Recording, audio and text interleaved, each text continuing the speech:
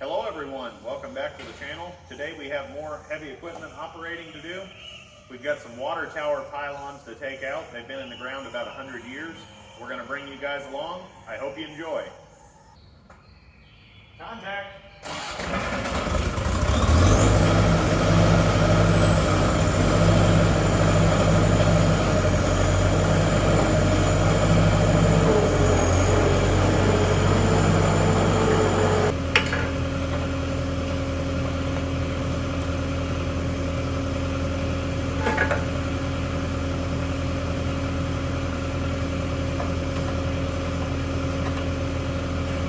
We got the L170 all hooked up.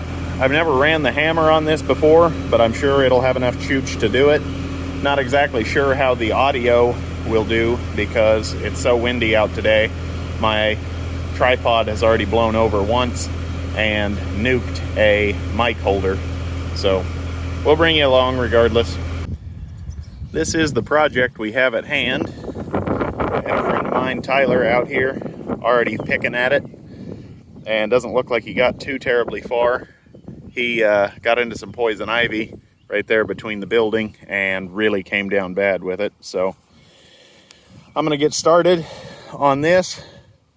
Not sure how far I will get. It's a pretty small skid steer. Not sure if I should have dug the hole out like this before I started hammering. I don't know. It's my first time really getting with this machine and doing it. But this is the project we have at hand. We have 4 of these.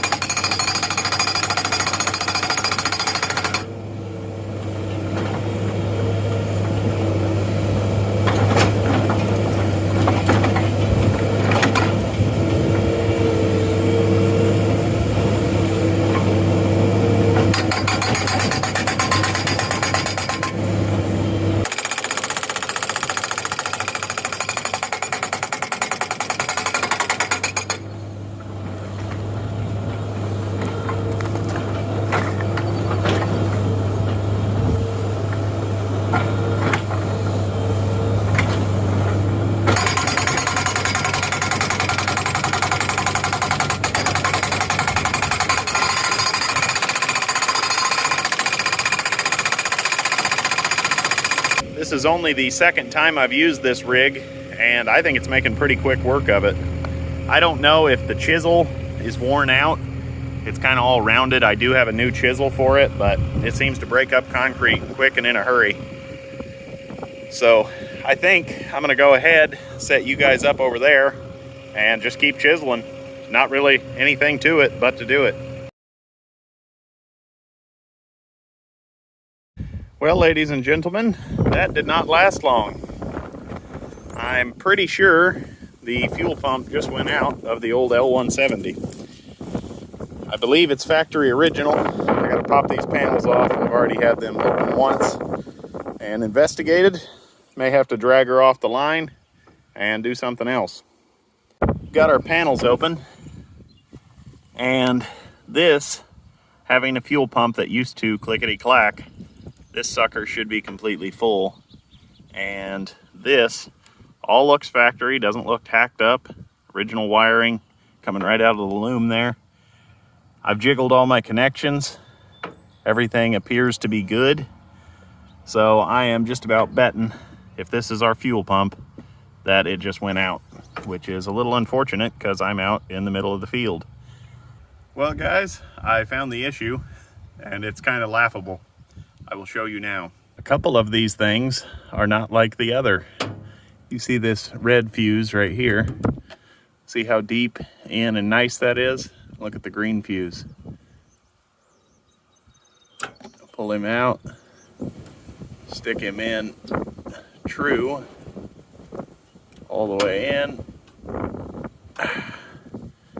There we go. Now, turn our key on, pull out this little 5 amp, stick him in properly. I think I've got him now. There was a spade that was actually cut. So now our fuses are installed correctly, and I doubt you can hear it, but our clickety-clack is working. So let's throw as much fuel at it as we can, and let's see if she will start. I gotta put my seatbelt on. Okay, seatbelt is on. Gonna go for it.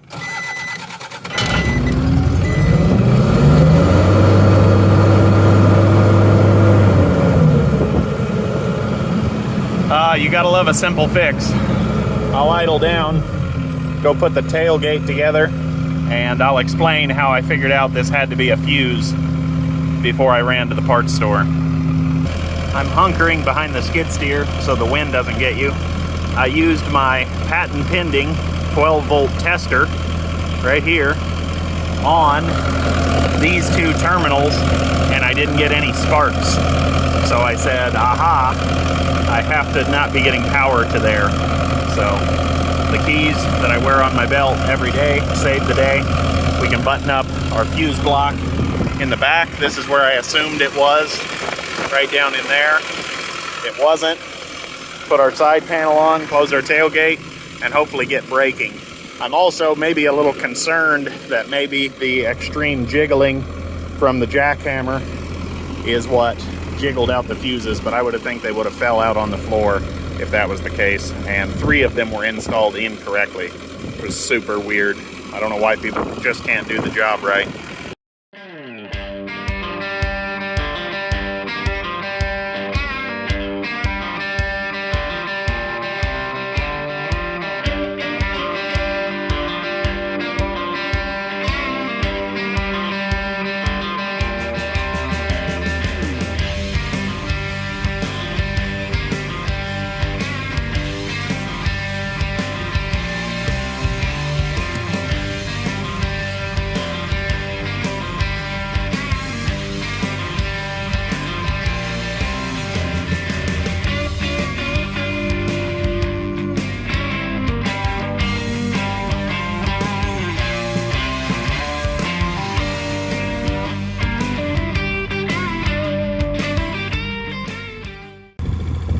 We are definitely below grade. I'm gonna take the little JCB and fill up our little forklift dumpsters, carry it way over that way to the rubble pile, and see where we're at. we may quit on this one or maybe go down a little deeper. I would really love to be at least a foot below grade, and I'd say we're probably 7 or 8 inches.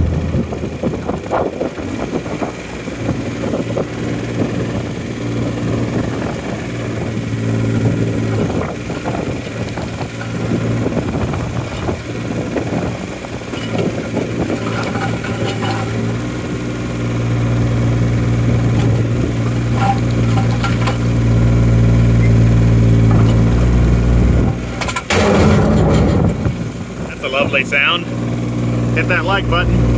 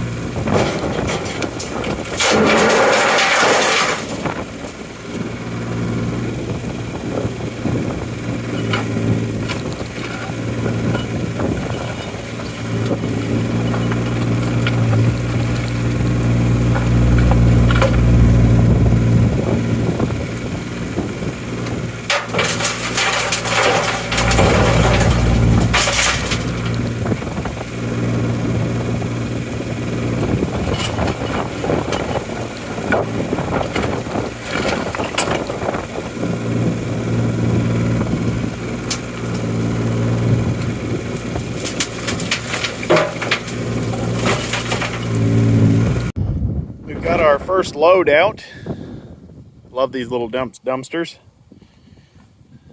Everything's looking a lot better now. We can see where we're at. I want to take some more off, so we're just going to keep chiseling. Let's go dump this first. Gonna do my best to capture this. Just raise these suckers up and give them a toss with this lever here.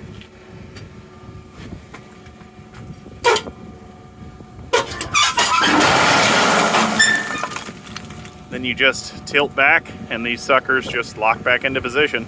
They're kind of awesome, and since we have so many forklifts, they work really, really well for us. All of these massive boulders here are either concrete we have had removed or we have gathered up and removed. So it's been quite an undertaking. This is all massive dirt piles and concrete piles mixed. Came with the property. We've had a lot of concrete work done here, as you can tell. Anyhow, let's get back over, start chiseling again. I'm going to continue to time lapse because how much more hammering do you need to hear? And the wind is just so atrocious out here that I'm afraid my audio is just going to be terrible anyhow. So we'll go ahead, set you guys up. My tripod's blown over a few times, so bear with me, guys.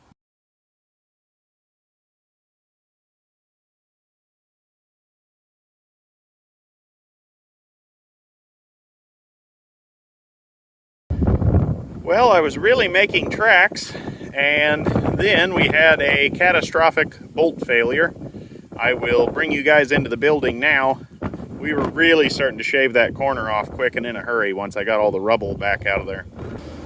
I had to park the machine here on purpose so that the parking brake would keep everything from weeping down, and I tucked the chisel into a little divot in the floor right next to this I-beam post.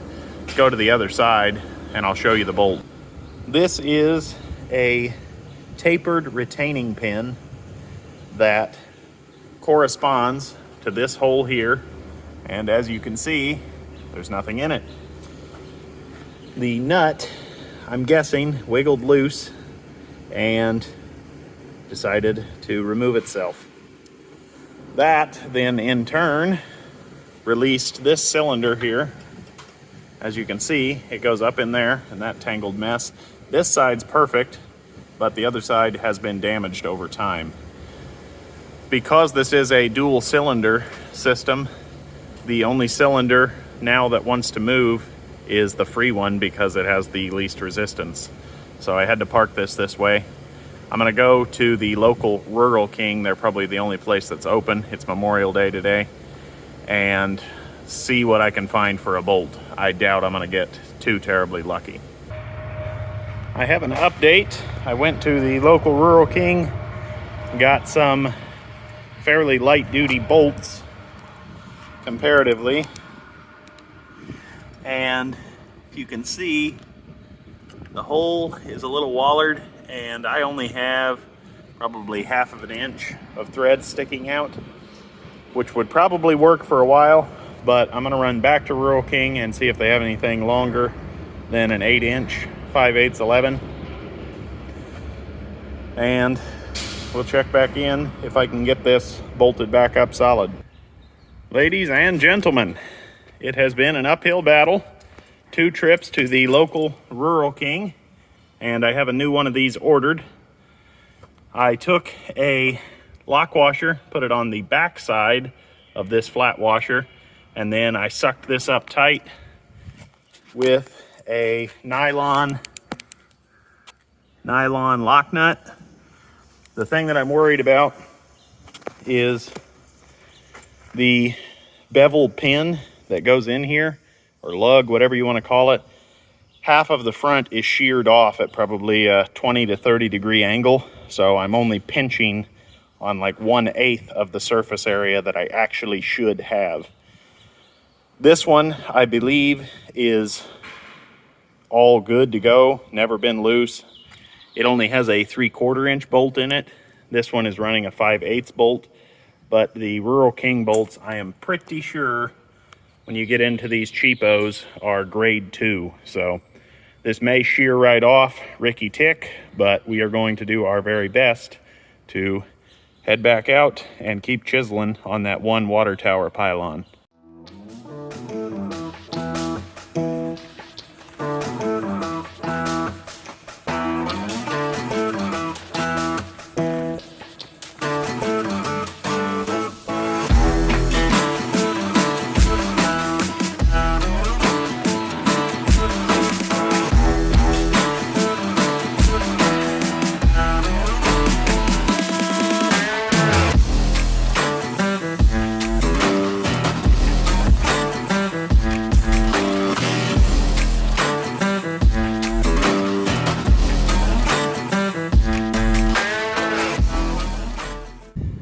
I believe we have success. The skid steer is doing awesome. The Bobcat jackhammer is really coming through for us. And I'm pretty sure we're going to be a foot below grade when I cut those off. So we now need to clean out the hole like we did earlier with the dump dumpster, and then we can maybe backfill with our material.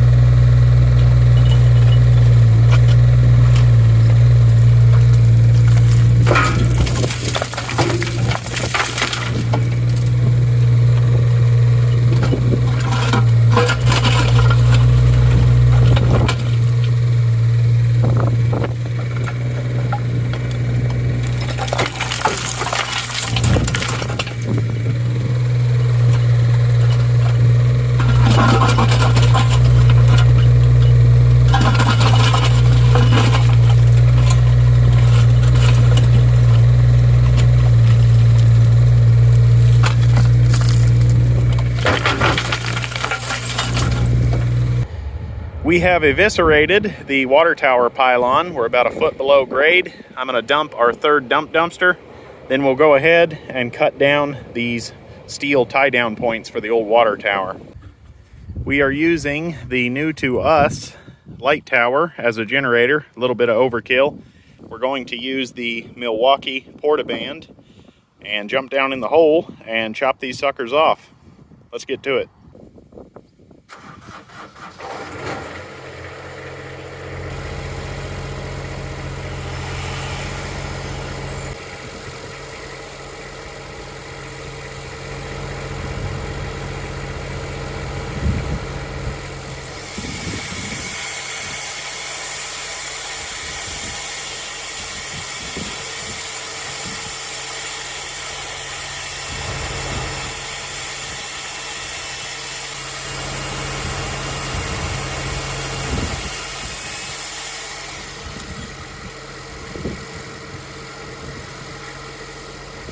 Got it! And that sucker's 20, 30 pounds. Holy moly.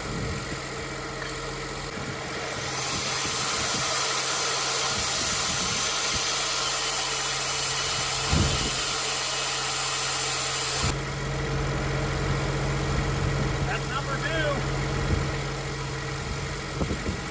Make sure you hit that like button if you haven't already. The game plan is to use the blade on the Mini X to push all of the crumbs into the hole, and then we're going to go ahead and backfill with our standard material. I don't really want to take the jackhammer off the skid steer because I plan to get started on the next pylon as soon as I finish backfilling.